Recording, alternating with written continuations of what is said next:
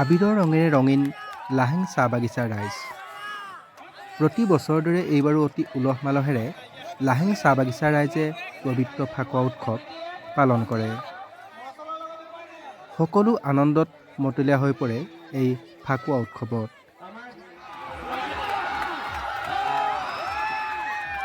চাহ বাগিচাৰ যুৱক যুৱতী তথা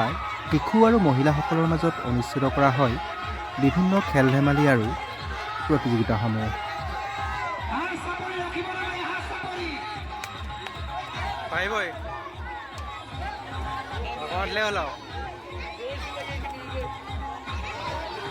তেওঁলোকৰ মাজত অনুষ্ঠিত কৰা হয় তেল লগোৱা, কলগছত বগোৱা, চকু বান্ধি হাঁহ ধৰা, টেকেলি ভঙা ইত্যাদি প্ৰতিযোগিতা। উল্লেখ্য যে এইবাৰ অনুষ্ঠানত উপস্থিত থাকে মৰিয়নি বিধায়ক ৰূপজ্যোতি কৰ্মী। ঝুমুৰেৰে আদৰণি জনোৱা হয় বিধায়কজনক।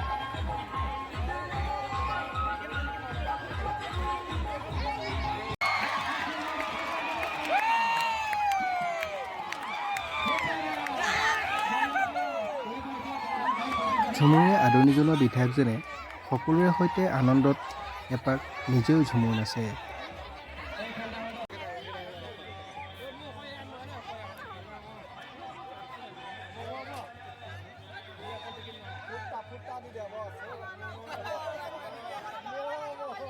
অনুষ্ঠানত অন্য কেইবাগৰাকীও বিশিষ্ট অতিথি ক্ৰমে বলিন ৰাজখোৱা, সুৰজিৎ চুতীয়া, ৰাতুল বৰা, সাংবাদিক চক্ৰসেন গগৈ, সূৰ্য দাস, প্ৰাক্তন শিক্ষক ৰামদেৱ মাহাতো, অজিত কুমাৰকে প্ৰমুখ্য কৰি ভালেকেইজন গণ্যমান্য ব্যক্তি উপস্থিত থাকে।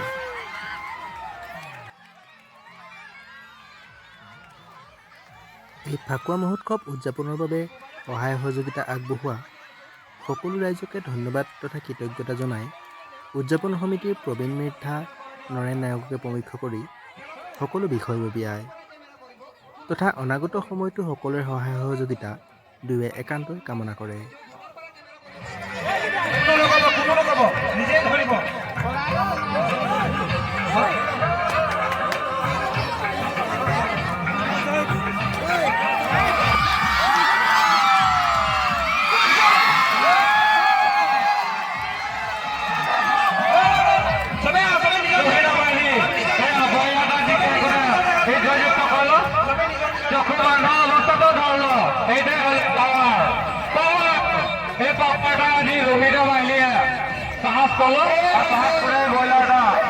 নিজেই জয়যুক্ত কৰে লাভ কৰলো। ধন্যবাদ।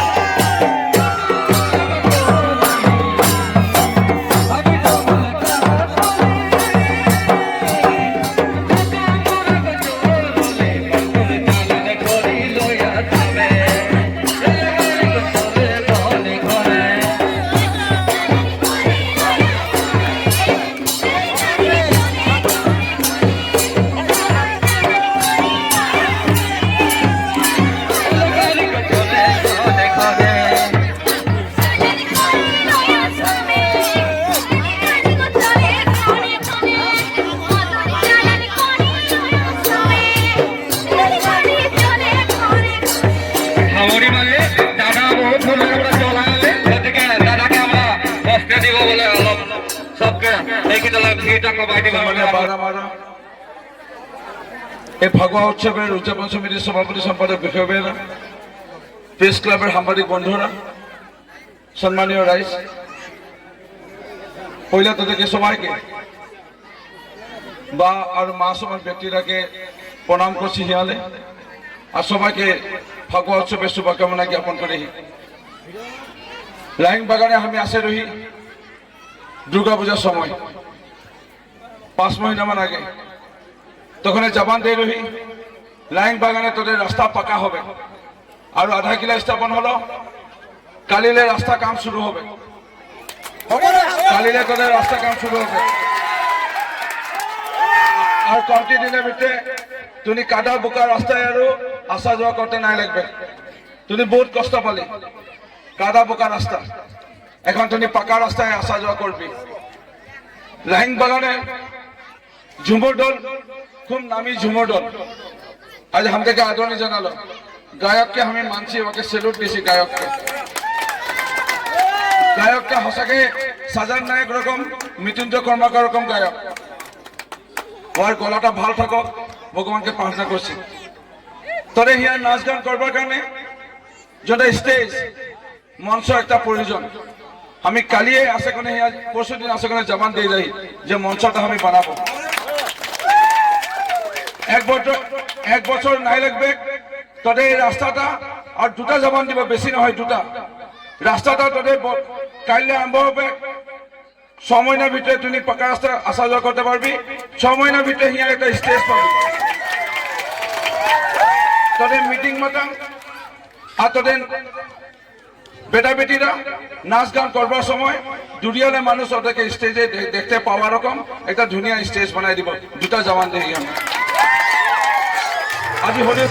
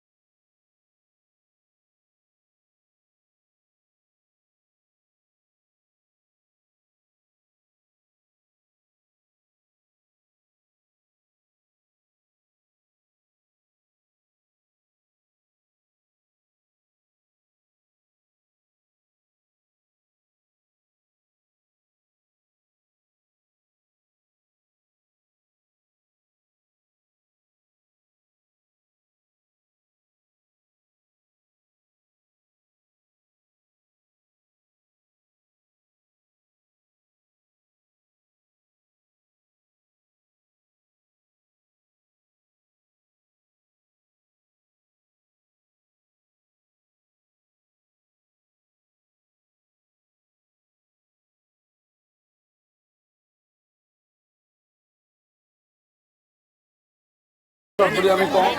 হোলী আমাৰ যুৱকসকলৰ বিশেষ অনুৰোধ তেওঁলোকে দৰ্শন কৰি আহি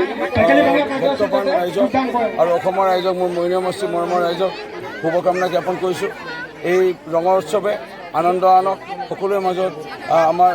সম্প্ৰীতি গঢ় লৈ উঠক এই কামনা ৰাখিছোঁ লাহিং চাহ বাগানত আজি প্ৰথমবাৰৰ কাৰণে আহিছোঁ এতিয়া মোৰ সমষ্টি পুনৰ নিৰ্ধাৰণৰ পিছত এই লাহিং চাহ বাগানৰ এই অঞ্চলসমূহ মৰিগাঁও সমষ্টিত অন্তৰ্ভুক্ত হ'ল ৰাইজৰ মৰম আদৰ পায় খুবেই আনন্দিত অনুভৱ কৰিছোঁ বহুত সমস্যা আছিলে ৰাইজৰ মই কথা দিছোঁ এটা মূল সমস্যা ৰাস্তা কাম ইতিমধ্যে কাম আমি আৰম্ভ কৰিছোঁ অন্যান্য সমস্যাবোৰ দূৰ কৰিম বুলি কৈছোঁ কিন্তু লাহিং বাগানৰ ৰাইজ খুব মৰমীয়াল আৰু খুব ধুনীয়াকৈ অনুষ্ঠানটো আয়োজন কৰে আৰু মই তেওঁলোকৰ উৎসাহ দেখি পেলাই যুৱকসকলক মই আনন্দিত হৈছোঁ সকলোৱে সময়তে মিলি থাকিবলৈ তেওঁলোকক আহ্বান জনাইছোঁ বছৰেকৰ মই আমি প্ৰত্যেক বছৰে পালন কৰি অহা ফাকুৱা উৎসৱটি এইবাৰো আমি 2024 চনত আমি পাতিবলৈ লৈছোঁ আৰু ইতিমধ্যে আমি মানে সফল হৈছোঁ আৰু এই খন্তেক পিছতে আমাৰ মাজত আমাৰ যি নতুন বিধায়ক মৰিগাঁও সমষ্টিৰ 101 নং বিধানসভাৰ দিয়ক সমষ্টিৰ এই মৰিগাঁও সমষ্টিৰ বিধায়ক ৰূপজ্যোতি কৰ্মী ডাঙৰীয়া আমাৰ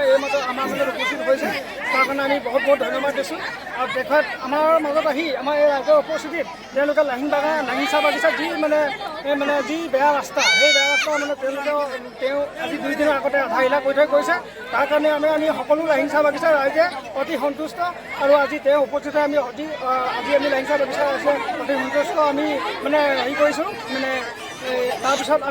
আজি আমি এই মানে যিটো হোলী উৎসৱ আমি প্ৰত্যেক বছৰে পালন কৰি আহিছোঁ আৰু ইয়াৰ মাজত আমি এই উৎসৱটো পাতি আমি যে অকল আমি ৰং খেলিছোঁ সেইটো কথা নহয় আমি বিভিন্ন ধৰণৰ খেলপথাৰ ইয়াত আমি খেল মানে প্ৰতিযোগিতা আমি মানে পাতিছোঁ তাৰপিছত মানে আপোনাৰ অংক খেল আছে হকী খেল আছে দৌৰ খেল আছে এনেকৈ বিভিন্ন ধৰণৰ খেল ধেমালি খেল পাতি আমি শেষৰ পৰ্যায়ত আমি টেকেলি ভঙা কাৰ্যসূচী আমি ইতিমধ্যে ৰাখিছোঁ ইয়াৰ পিছতে টেকেলি ভঙা কাৰ্যসূচীৰ পিছত আমি আমাৰ যি অনুষ্ঠান সেই অনুষ্ঠান আমি সমাপ্ত কৰিম বুলি আমি চুৰা বান্ধি দিওঁ, কলগত তেল লগাই দিওঁ আৰু তাত উঠে ল'ৰাকেইটাই আৰু উঠি তাৰ পৰা নমাই আৰু যিজনে ধৰে সেইজনে মানে পাই যায় আৰু যিজনী মানে আগত হাত এৰি দিয়ে আৰু যিয়ে ধৰিব পাৰে সেইজনে। যোনটো ফাকুৱা উৎসৱ প্ৰত্যেক বছৰ পাতিছে, এই বছৰ 7 বছৰ হ'ব আৰু প্ৰত্যেক বছৰতে আমাৰ বহুত ধুমধামকৈ হয়। এইবছৰ তাৰো বেছি ভালকৈ হৈছে কাৰণ আমি ৰাইজৰ বহুত সহায় সুযোগ পাইছোঁ আৰু আপোনালোকে যি সহায় সুযোগ কৰিছে আমাৰ বহুত ধুনীয়া লাগিছে। প্ৰত্যেকতে এতিয়া আহে আপোনালোকে, এইবছৰ আহিছে, আমাক মনটো বহুত আনন্দিত হৈছোঁ কাৰণ আমাৰ লাহিং চাহ বাগিচা আৰু আমাৰ বিধায়ক ৰূপজ্যোতি কুৰ্মীয়ে যি মানে ৰাস্তা পদূলিৰ কথা কৈ গৈছে, এইটো আমি গম পাওঁ যে আমাৰ বহুত কালিলৈকে হৈ যাব বুলি কৈছে। তো আমিও ভাবিছোঁ কালিলৈকে হোৱাটো আমিও মানে আনন্দিত হৈছোঁ। আৰু কথা এটা হ'ল যে আমাৰ এনেকৈ যে এই যে আমি ৰঙৰ উৎসৱ পাতিছোঁ, এই প্ৰত্যেক বছৰে ইমান ধুনীয়াকৈ পাতিছোঁ, এইবছৰ ইমান ধুনীয়াকৈ যে পাতিছোঁ, এই প্ৰত্যেক বছৰ ইমান ধুমধামকৈ হ'বলৈ বুলি সকলোৱে আমাক সহায় সুযোগ কৰিব। ধন্যবাদ। এটা খেল আমাদের এতটাই সমাপ্ত হলো। এখন নেক্সট খেল হয় আমাদের টেকেলি ভাঙা কার্যসূচী। গতিকে আমাদের বিধায়ক মহিলা অফিসের বিধায়ক রূপজ্যোতি ডাঙরিয়া আছে। গতিকে ওই আসার লগে লগে আমরা টেকেলি ভাঙা কামটা আরম্ভ করব। গতিকে হরিকুমার লগে যোগাযোগ করবার কারণে অনুরোধ জানাম আমার নামটা ভর্তি করে দিব লাগে। যেগুলা টেকেলি ভাঙ ওইগুলা মানুষে হরিকুমার কিনে যায়।